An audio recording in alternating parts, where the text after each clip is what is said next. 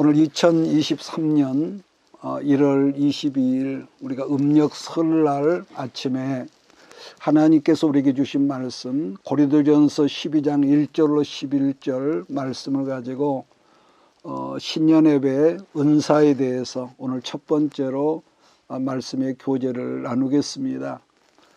우리가 신년 들어서 구원에 대해서 또 축복에 대해서 성령에 대해서 또 은사에 대해서 말씀의 교제를 나누는데 은사는 몇 시간에 걸쳐 수요일 날도 조금 한 절 한 절을 더듬으면서 우리가 가볍게 알기 쉽게 은사가 무엇이냐 여기에 대해서 말씀을 나누겠는데 물론 주일날하고 수요일날은 조금 다른 측면에서 은사에 대해서 살피려고 합니다. 오늘 하나님께서 주신 고린도전서 말씀을 보면은 고린도 교회는 사도 바울 선생이 세운 교회였지만은 우리가 이미 아는 대로 이 교회는 여러 가지 문제들이 많은 교회였더랬습니다.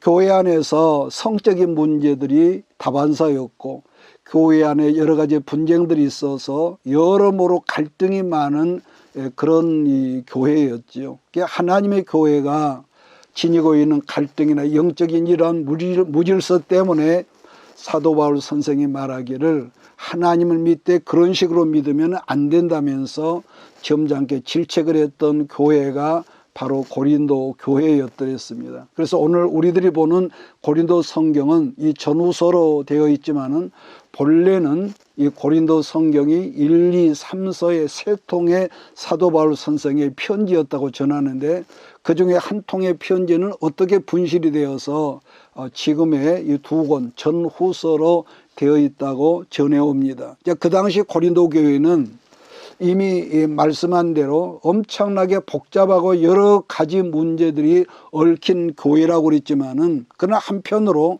결론적으로 그러한 이 문제가 많은 교회였었기 때문에 지금 우리들이 보고 있는 고린도 전후서라는 사도 바울의 이 걸작이 나와 있어서 우리가 본다는 것이죠. 그렇기 때문에 반면에 고린도 교회가 그 당시에 영적으로 아주 건강하고 성숙한 교회였었다면은 고린도 전후서 같은 그런 탁월한 말씀들이 오늘 우리에게 남겨지지 않았을 것이라는 점을 우리가 생각하는 거죠. 다시 설명하면은 고린도 교회는 문제가 많은 것 때문에 결국 귀하게 쓰임을 받게 되었다는 그런 설명이 되겠습니다. 자, 고린도전서 1장 7절로 말씀을 옮기면서 오늘 본문 말씀을 열어나가겠습니다. 고린도 교회는 사도 바울이 2차 전도여행 때 세웠던 교회였는데 바울이 고린도 지역에서 대략 1년 반 정도를 머무면서 교인들을 가르쳤던 그런 교회란 말이에요. 이 고린도라는 도시는 지도를 펴서 보면은 아테네와 스파르타 중간쯤에 있어서 우리나라 같으면은 부산 정도의 큰 무역 그런 도시였더랬습니다. 그러니까 물동량이 그 당시에 굉장히 많은 지역에 고린도와 항구 도시가 있었기 때문에 이 무역 도시로서 상업이 아주 활발하게 이루어지고 있었기 때문에 한마디로 말해 대단한 이 부자 도시였더랬습니다. 자, 그런데 누차 우리가 예배 시간에 말씀을 나눴습니다마는 옛날이나 지금이나 사람이 살아가는 곳은요 언어나 생활 문화 환경은 각각 다르겠지만은 희한하게도 부유하고 풍부한 물질이 많은 환경이 되면은 건강한 사회에도요 언젠가부터 약속이라는 듯이 어떤 문제가 생기느냐, 사람이라는 것은 겉으로 볼 때는 전혀 그런 게 없죠. 안 보이지만은 사람은 풍부한 그런 환경이 되면은 본래부터 있었던 죄성으로 말미암아 인간은 도덕적으로 타락을 했다는 공통성이 있습니다. 그 사람이 뭐 학식이 많냐 뭐 그런 건 전혀 상관이 없어. 그러니까 풍성한 축복이 정말로 복이고 복인데도 풍성하면은 항상 고이게 되고 정신문화가 이 변질이 된다는 거. 그래서 2000년이 지난 지금도 고린도 이 상업도시의 옛 유적지를 지금도 계속 이 고고학자들이 발굴을 하고 있는데 가장 큰 비중을 차지하는 지역이 어디냐 이렇게 보았더니 그 당시에 창녀들이 살아가던 그런 사창가가 큰 비중을 차지하고 있다는 거죠. 그 기록에 의하면은 그 당시 여러분 고린도 도시에는 그 2000년 전인데 창녀들이 1000명이 넘는 그런 집단, 그런 창녀촌이 있었다는 거죠. 그러니까 반복하지만은 고린도 도시는 부유하게는 살았지만은 도덕적으로, 윤리적으로 굉장히 타락한 지역이 고린도였다는 건데, 그런 지역에서 사도 바울 선생이 1년 반 동안은 머물면서 하나님의 교회를 세우는데, 그러면 왜 어떻게 고린도 전후서라는 성경이 쓰여지게 되었을까? 이렇게 우리가 이 물음표를 갖지 않겠습니까? 그것은 고린도 교회에 들어와 있는 교인들이 예수 믿기 이전에 세상에서 행했던 생활 습관을 교회 안으로 그대로 들어와서 그런 예수는 믿지만은 세상적인 방법으로 신앙생활을 했다는, 거기에서 이 전후서가 쓰여졌다는 거죠. 교회 안에서 말씀드렸지만은 교인들끼리 서로 분쟁을 하고 세상 법정에서 재판을 받는다든지, 게다가 말씀드린 대로 교회 안에서 세상에서 예수를 몰랐을 때와 똑같은 성적인 무질서가 생겨난 것을 바울 선생이 듣고 얼마나 기가 막히고 안타까웠겠습니까? 그래서 그러한 무질서한 영적인 질서를 바르게 세워주기 위해서 쓰여진 이 성경이, 이 편지가 고린도 전후서라는 거죠. 1장 7절을 제가 먼저 읽겠습니다.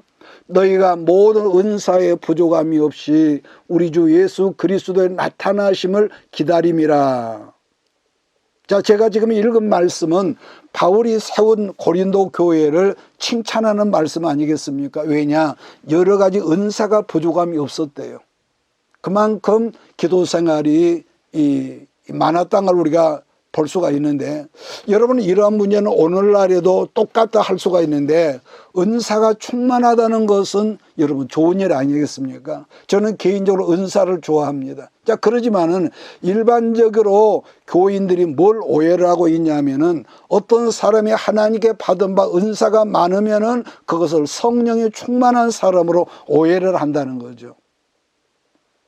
지난 주일날 제가 말씀을 드렸듯이 분명한 것은 은사가 충만한 것하고 성령이 충만한 것은 그 차원이 전혀 다르다는 겁니다. 고린도전서 1장 7절 말씀은 고린도 교회의 성도들이 은사가 충만하다고 칭찬을 했었는데, 고린도전서 3장 성경으로 들어가서 읽어보면은 그것이 전혀 아니라는 것을 또 바울이 지적을 하거든요.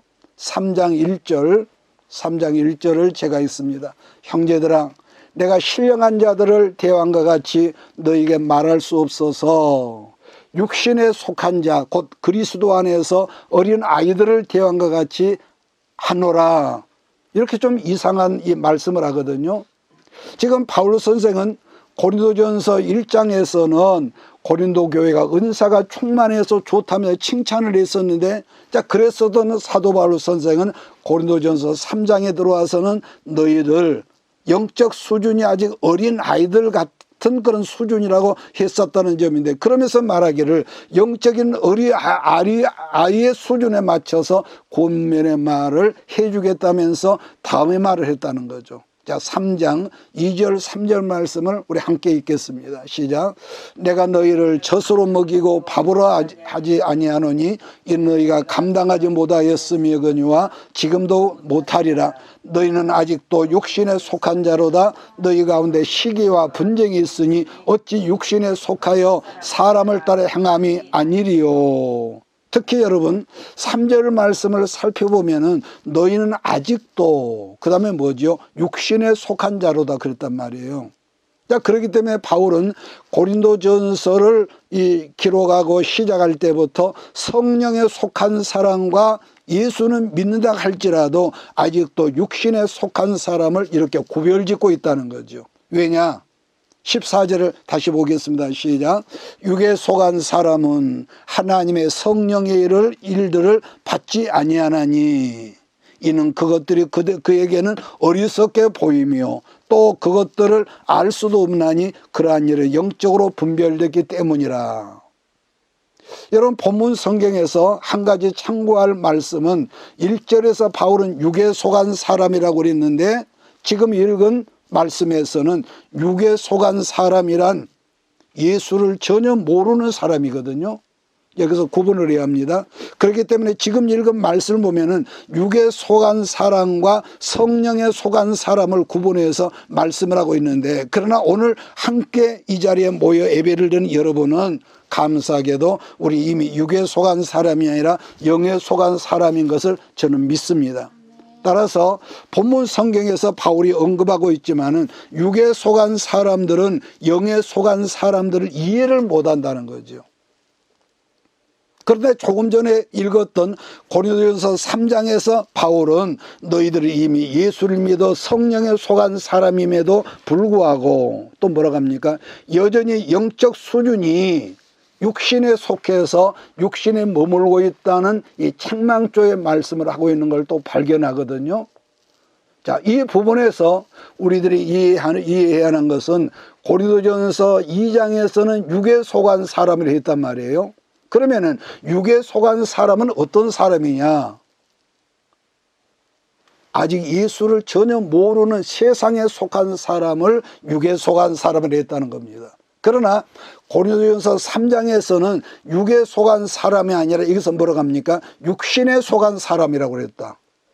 그럼 이게 같은 말 같은데 이게 뭐가 다를까? 응? 자, 그러면은 육신에 속한 사람이 뭘 의미하냐 하지 않겠습니까?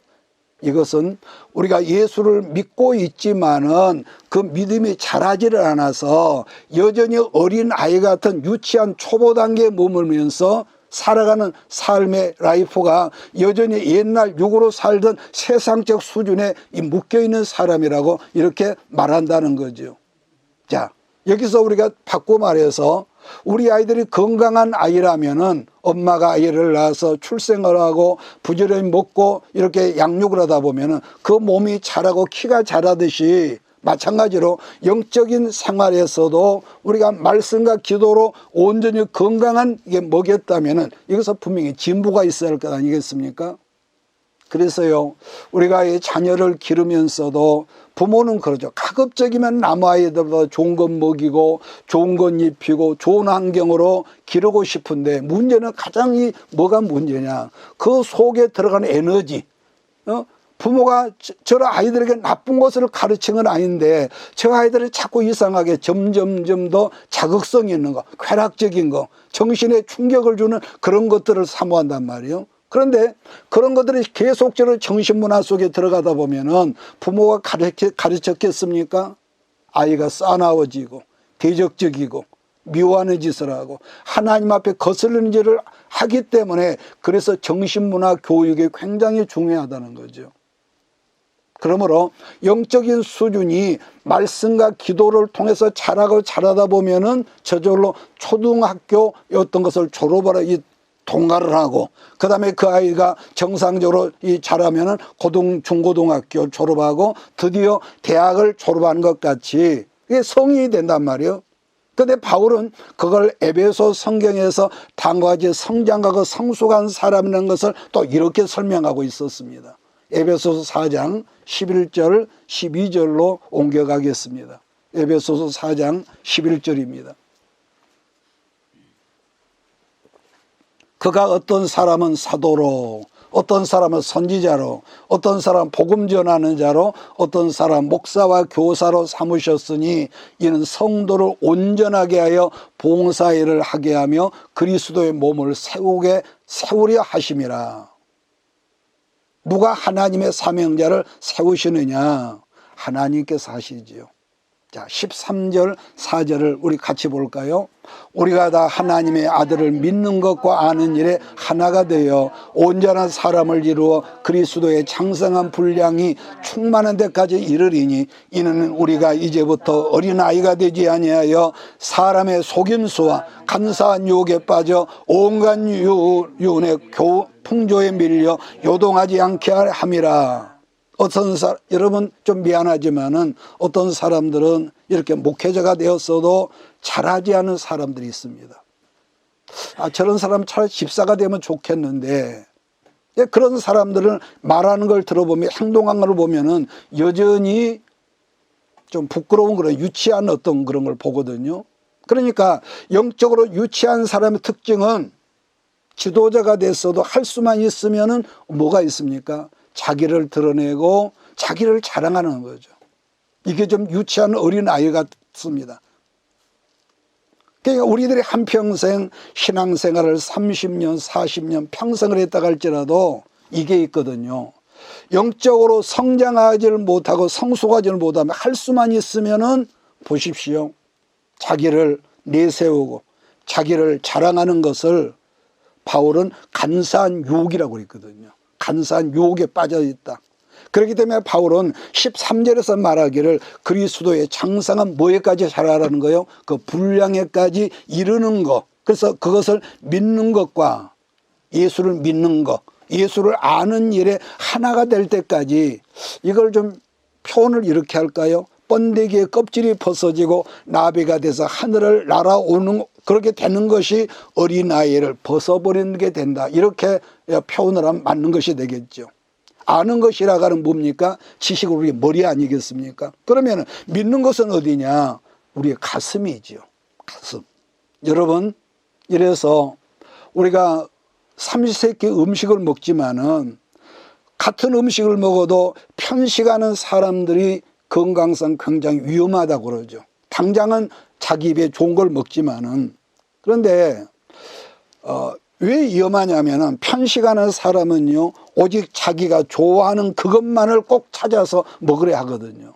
이게 굉장히 위험한 겁니다. 마찬가지로 여러분, 예수님도 밤을 새워가면서 기도를 하셨는데 우리 같은 사람들이 기도하지 않고 어떻게 세상을 이겨낼 수가 있겠습니까? 삶 속에서 기도하고 가정에서도 기도하고 어떤 일을 만났을 때 기도하고. 자, 그런 반면에 호세아는 성령으로 말씀하기를 내 백성이 하나님을 아는 지식이 없어서 망한다는 또 표현을 하더란 말이에요. 그러기에 분명한 것은 여러분 누구든지 배움이라는 곧 지식이 없으면은 일반적으로 우리는 무식한 사람이라고 말하지만은 그렇다고 지식이 제일이라고, 여러분 그런 분들이 있거든요. 학교 졸업장을 만들기 위해서 이 학교 저 학교 또 이런 셈이나 저런 셈이나 쫓아다니는 또 그런 사람들이 있습니다. 같은 말이겠지만은 기도가 제일이라고, 날마다 시간만 나면 철회하고 금식하고 능력받아서 사역을 한다지만은 자기 안에서 소화되지 못하는 이 말씀인 지식이 없으면은, 제가 가끔 말하죠. 그 사람이 오늘 우리 교회 누가 온다 이것까지 알더라고요. 그러니까 남들이 볼 때는 굉장히 신령할지는 모르지만은 결국은요, 그런 사람은 잘하질 못하니까. 기도는 많이 하는데 결국 동네 단골레에 불과하더라는 이 말을 여러분 우리가 의미 있게 들어야 합니다. 말씀도 알아야 하지만은 여러분 기도가 있어야 한다는 거. 그래서 반면에 말씀은 도사급이지만은 기름 부심이 없는 사람, 꼭 기도 생활이 없는 사람들은 결국은 뭐죠? 알기는 아는데 얼마나 그 사람들이 사람을 죽이더냔 말이에요. 그러기에 바울은 믿음의 아들 디모데에게 당부하면서 뭐라고 합니까? 디모데에서 말씀과 기도로 기억하십니까? 거룩해져야 한다고요. 그래서 어느 편식, 영적인 것도요, 여러분 우리가 진정한 성경을 알아야 하고 봐야 하고 공부해야 합니다. 그러나 그것에 머무르면은 그 사람은 율법에 여러분 머무르는 사람이고, 그래 반드시 말씀을 먹은 만큼 기도가 있어야 하고 기도가 있는 만큼 말씀을 먹어야 한다는 거예요. 이해하십니까? 예. 그래서 말씀의 기초 베이스가 없는 사람들, 곧 영적인 초보인 사람들이, 이런 사람들이 여러분 은사를 받게 되거든요. 방언하고 통역하고 병 고치는 등등의 은사를 받고 나면은 그 은사 받는 것이 아까 말한 대로 성령 충만한 것으로 오해를 하기 때문에 거기서 말씀이 들어가야 하고 영적으로 자라야 할 사람이 여전히 유치한 수준에 머물게 된다는 것이, 그것이 편식하는 거란, 편식하는 거. 왜냐하면은 그런 편식을 하는 사람들은 뭐가 있습니까? 더 이상 배우려고 하질 않거든요. 이게 있으면 자기가 좋은 것만 꼭 먹으려고 그러고 찾으려고 하고요. 자, 다시 본문으로 돌아가겠습니다. 어차피 오늘 이 은사에 대한 것은 다 말하지 못하기 때문에 나누어서 몇 번 하겠습니다. 자, 처음 1장에서 바울에게 은사가 많다 칭찬을 받았었거든요. 그랬었던 바울 선생은 3장에서 아직도 너희는 유치한 어린 아이라고 이렇게 책망을 했었다는 거죠. 왜냐?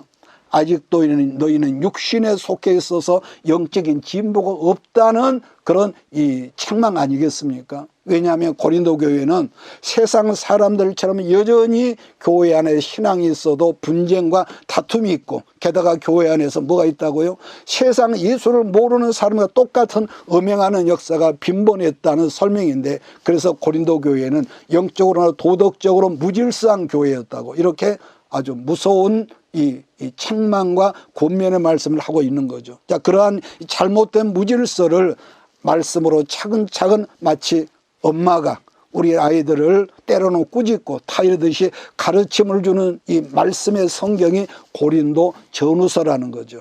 자, 12장 4절 7절을 같이 읽겠습니다. 고린도전서 12장 4절로 7절입니다.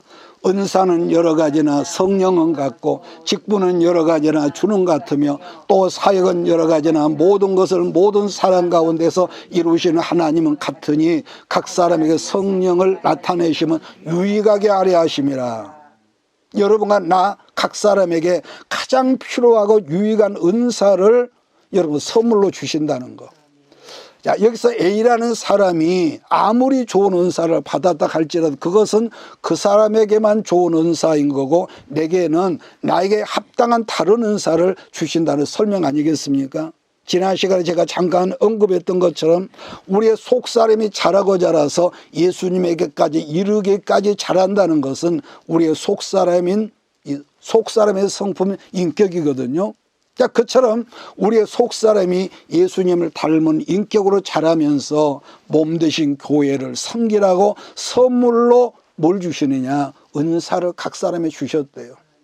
중요한 것은 선물이나 은사는 내가 이것 주세요, 저거, 그걸 뭐를 원한다고 주는 것이 아니라는 점인데, 그렇다면 각종 은사는 누구 마음대로 주시는 거냐? 12장 11절 이 모든 일은 같은 한 성령 행하사, 그 다음에 중요한 게 있죠. 그의 뜻대로 각 사람에게 나누어 주신 것이라고 그랬습니다. 모든 은사는 한 분 한 성령이 행하시는데 성령님의 뜻하시는 대로 각 사람에게 선물하신다 설명인데, 왜냐? 7절 말씀을 보면은 그 사람을 유익하게 하려고요. 유익하게 하려고. 그런 점에서 여러분, 우리 목회 중에서 어떤 목회 용어가 있냐면은 모든 성도들에게 은사 개발이라는 그런 게 있습니다. 저 목회자가 이제 교인들이 없을 때는 뭐 그런 게 있겠습니까? 교회가 이렇게 많아질 때는, 식구가 많아질 때는 여러분, 이걸 구분 안 하면 중구난방이 되기 때문에 목회자가 교회를 이끌 때 각각의 사람들이 이런 은사를 이게 찾아내는 거죠. 개발을 해서 그 사람에게 맞는 직분을 각 교회 부서없이 맡긴다는 것이, 예를 들면서 어떤 사람 인물이 좋고 학벌도 좋고 물질도 많아. 그것 때문에 그 사람을 성가대에 앉힌다면은 성가대가 어떻게 그게 성가대가 되겠습니까? 또 풍부한 성경 지식도 없고 말 주변도 없는 사람을 그 사람이 뭐 사회적인 뭐가 있다고 교회 학교 교사로 세운다면은 그 부서가 어떻게 되겠냔 말이에요. 음식을 만들 줄 모르는 사람을 열정이 있다고 식당 봉사를 시키고 어떻게 되겠냐 말이에요. 그러므로 각 사람에게 맞는 은사를 찾아내서 그 사람에게 합당한 일을 맡기는 것을 은사 개발하러 가는데, 이걸 목회자가 해야 할 일이란 거죠. 그러므로 오늘 여러분들도 하나님께서 나에게 맡긴 은사가 뭘까 하고 스스로 자기 은사를 찾아낸다는 것은 굉장히 중요한 겁니다. 그 사람에게 그 합당한 은사를 맡겨서 섬기게 하면 그 사람 때문에 교회가 굉장히 건강해지는 거죠. 자, 8절로 10절을 12장 우리 같이 읽을까요? 고린도전서 12장 8절 10절 어떤 사람에게는 성령으로 말미암아 지혜의 말씀을, 어떤 사람의 같은 성령을 따라 지식의 말씀을, 다른 사람에게는 같은 성령으로 믿음을, 어떤 사람의 한 성령으로 병 고치는 은사를, 어떤 사람의 능력 행함을, 어떤 사람의 예언함을, 어떤 사람의 영들을 분별함을, 다른 사람의 각종 방언 말함을, 어떤 사람 방언을 통역함을 주시나니. 이런 본문에서 어떤 사람의 지혜의 말씀이라고 했는데요. 어차피 이걸 다음 시간에 또 이렇게 몇 번 나누어서 설명을 하니까 오늘은 이렇게 하겠습니다. 어떤 지식의 말씀이라는데 먼저 지혜의 은사라고 하는 것은 오늘 이렇게 말하면 하나님의 뜻을 온전히 분별할 줄 아는 것을 지혜의 은사다. 두 번째, 지식의 말씀의 은사는 어떤 뭐라고 하죠? 세상적인 통찰력. 그죠? 뭘 안다기보다도 통찰력. 자, 그 다음에 9절에서 믿음의 은사라고 하는 것은요, 예수를 믿고 구원받는 이 믿음하고는 다르거든요. 왜냐하면은 그것은 모든 신앙인의 기본이니까. 그러나 주신 바 은사로서 믿음이라고 하는 간단히 설명하면은 여러분과 기도로 기도가 응답이 된다는 믿음인 거죠. 어떤 환경 속에서도 분명한 믿음이 있으면은 우리가 세상을 살아갈 때 어떤 역경을 만나고 파도 같은 시련을 만날지라도 하나님께서 내게 복 주신다고 말씀하셨기 때문에 마침내 어떤 시험도 이겨내고 통과해서 그 말씀하신 복을 내가 주실 줄 믿는 이 믿음의 은사라는 거죠. 그런 점에서 오늘날처럼 불경기다 어렵다 할 때는 그 가정에 누군가가 정말로 기도함으로써 믿음의 은사를 받는다는 것은요, 여러분 굉장히 중요한 겁니다. 그러나 우리 식구들 중에 주를 이 믿는 믿음의 은사가 없다면은 그런 사람들, 그런 이 교회들은 부정적인 먹구름이 항상 있죠. 여러분 그러지 않겠습니까? 언제나 근심 충만하고 그렇기 때문에 그런 이 교회 식구들은 밖에 나가도 항상 사람 앞에 풀이 죽어서 기가 꺾일 거란 말이에요. 아무리 어려울지라도 하나님이 하시니까 하나님이 당신의 피, 아들의 피를 통해서 우리를 구속하셨으니까 아들을 아끼지 않고 우리에게 주신 그 하나님이 내가 구하는 걸 주시지 않겠느냐. 이것을 믿는 믿음의 역사가 여러분에게 나타나기를 주의를 축복합니다. 자, 그 다음은 병 고치는 은사를 말하고 있는데 제가 한번 간증을 했는가 모르겠는데 제가 이 목회를 하기 직전이니까 42여 년 전쯤인데 읍내 한 교회에 오갈 데 없는 늙은 여집사님 한 분이 있어서 교회에서 방 하나를 따로 만들어서 거기에서 거처하도록 그렇게 했었습니다. 노인된 집사님이 할 일이 없으니까 시간만 나면 교회에 나가서 여러분 기도로 사는 거죠. 근데 한 번은 교인들 중에서 좀 위급한 그런 병으로서 회복되기 어려운 환자가 있어서 신방을 나가다가 사모님이 목사님께 여보 오늘은 저 집사님 바람도 좀 쏘여줄 겸 같이 좀 갑시다 그랬다는 거죠. 그래서 같이 신방을 가서 이제 목사님은 환자 머리맡에 앉아서 빙 둘러 앉아 있고 그 노 집사님은 그 환자 중환자 발끝에 앉아서 그 발을 잡고 있었대요. 자, 그런데 신방 예배를 끝내고 그 목사님이 기도했을 거 아니겠습니까? 그런데 이 환자가 아주 오랫동안 누워있던 환자가 거짓말처럼 말짱해진 거예요. 함께했던 목사님 부부도 신방 요원도 놀라지 않아 가족들이 얼마나 놀랐겠습니까? 그래서 한 번으로 읍내 이 아무 목사님은 병 고치는 능력이 있다고 해서 교회가 소문이 나고 병든 사람들이 오고 그랬다는데요. 근데 그 정작 그 목사님이나 사모님은 병 고치는 은사가 없었다는 거죠. 자, 그런 일이 한두 번 있고 난 다음에 환자들이 교회 예배 시간을 끝나고 금요일날 간증을 했을 거 아닙니까?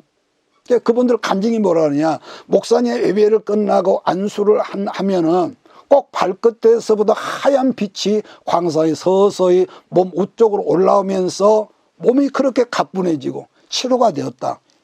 그런 간증들이 한 번이 아니라 여러 차례 반복이 되니까 그 교회 사모님이 그래도 겸손하고 지혜가 있었던지 깨닫기를 병 고치는 은사고 치유의 은사는 목사님이 기도해서 된 것이 아니라 아무개죠 노인 집사님이라는 걸 깨달았다는 거죠. 보통 그런 경우에는요, 겸손하지 않으면은 내가 기도하니까 치료가 이렇게 말하는데 이 사모님이 굉장히 겸손했던지, 그걸 얼른 깨달은 거예요. 그래서 그대로부터는 목사님이 신방 가는 데마다 이 노인 집사님과 동행을 해서 가는 데마다 그런 기적의 역사가 일어났다는 거 간증을 제가 오래전에 들었거든요. 그래서 여러분 우리가 주의할 것은 목회자라고 다 신유의 은사를 받는 건 절대로 아닙니다. 목사가 됐다가 귀신 쫓아내는 능력이 있는 것도 아니고요. 그래서 목사가 되든 교인이 되든 하나님께서 그것을 합당한 은사를 주신 거죠. 그래서 다른 말로 하자 구약시대나 신약시대는 하나님의 제사장이 영적인 일과 병 고치는 일을 같이 했거든요. 근데 그 한 예로 말씀을 오늘 여기서 끝내겠는데, 예수님도 어느 날 문둥병자를 고치신 다음에 뭐라고 합니까? 너는 가서 제사장에게 네 몸을 보여라, 이렇게 당부했거든요. 그럼 제사장에게서 문둥병이 나은 것을 보이라고, 내 치료된 몸을 보이라 한 것은 요즘 말로는 그걸 뭐로 보느냐, 제사장에 가서 건강진단 확인서를 떼가지고 와서 너 마을, 네가 쫓겨난 네 마을과 네 가정에 가서 그걸 보여줘라, 이렇게 이 말씀을 했거든요. 그랬었는데 중세시대 이전부터 목사와 의사가 완전히 갈라져 버렸거든요. 그러다가 근세에 와서는 의사들은 영적인 일을 전혀 모르는 세상이 되어버렸고, 또 목회자는 의학을 전혀 모르다 보니까 병든 자와 상관이 없고, 어떻게 합니까? 죽은 다음에 장례 치를 때나 목사가 필요하는 그런 세대가 되어버렸습니다. 그렇기 때문에 지금 시대를 우리가 첨단 의학 시대라 말을 하고, 하지만은 우리가 은사를 받아 돌팔이처럼 은사 흉내는 그런 은사 말고 정말로 이 병을 고치는 심의 은사가 중요하다는 걸 우리가 실감하고, 여러분 이런 은사 받는 것을 여러분 욕심 있는, 거룩한 욕심 있는 우리 식구들 되기를 주의로 축복합니다.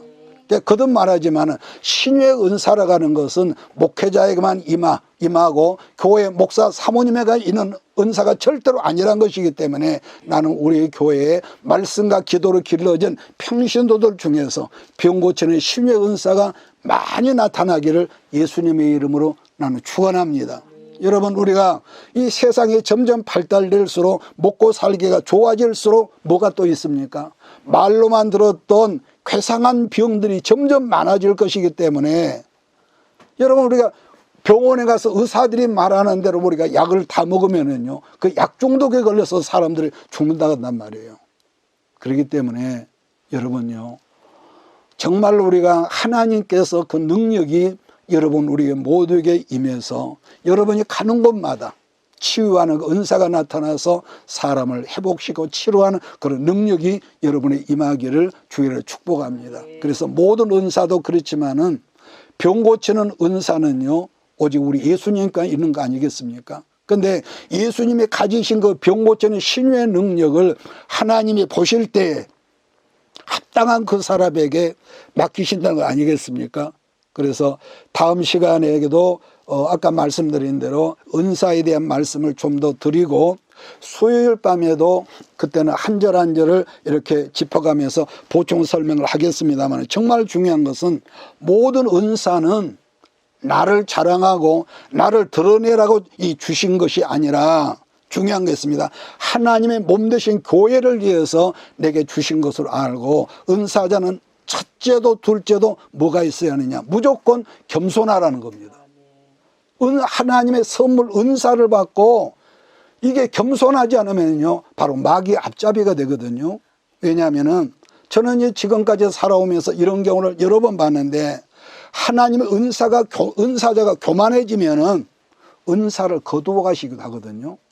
그런 경우도 있지만은, 반면에 하나님께서 그 사랑하셔서 쓰시려고, 일꾼으로 쓰시려고 은사를 주셨는데 교만해져 버리고, 마치 뭐 돈벌이 하는 그 수단으로 점쟁이처럼 그렇게 하다 보면은 징벌을 하시는데요. 은사를 받아 교만해진 그 집안 자체, 자녀들까지 아주 깡그리 망하게 하는 그런 분들을 저는 지금까지 여러 번 봤거든요. 그렇게 해서 병 고쳐지고 돈 받아지고 땅 사고 집 사고 그랬는데, 그 자녀들 가정이 온전한 가정이 없어요. 온전한 가정이 없어요. 그래서 제가 여러 번 강조했지만, 모든 축복이나 모든 영육 간의 은사는 뭐가 있다고 그랬습니까? 어떤 은사, 어떤 선물로 하나님이 주신 것은 무게가 있다. 기억하십니까? 축복의 무게가 있는데, 그 무게, 축복의 무게, 그 은사의 무게를 여러분 내가 겸손히 감당하지를 못하면은 하나님 주신 분명한 축복인데도 결국 그것이 축복이 변해서 뭐가 되더라 했습니까? 재난이 된다는 거죠. 재난. 이건 이제 무서운 겁니다. 무서운 거예요.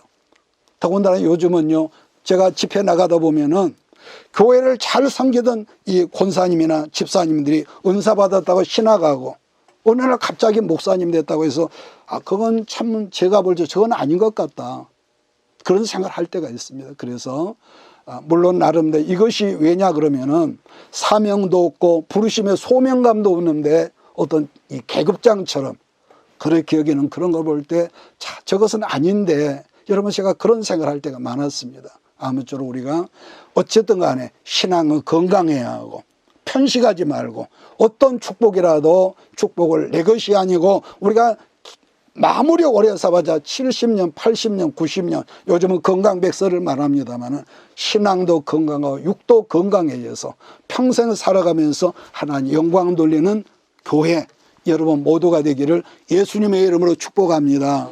기도하겠습니다. 이것이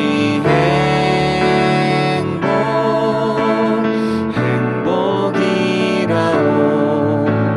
세상은 알 수 없는 하나님 선물. 이것이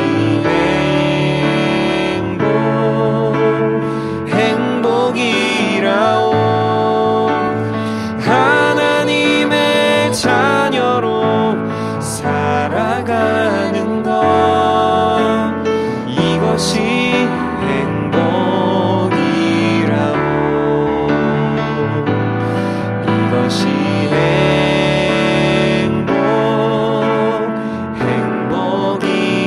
행복이라오. 세상은 알 수 없는 하나님 선물. 이것이 행복이라오. 하나님의 자녀로 살아가는 것, 이것이 행복이라오.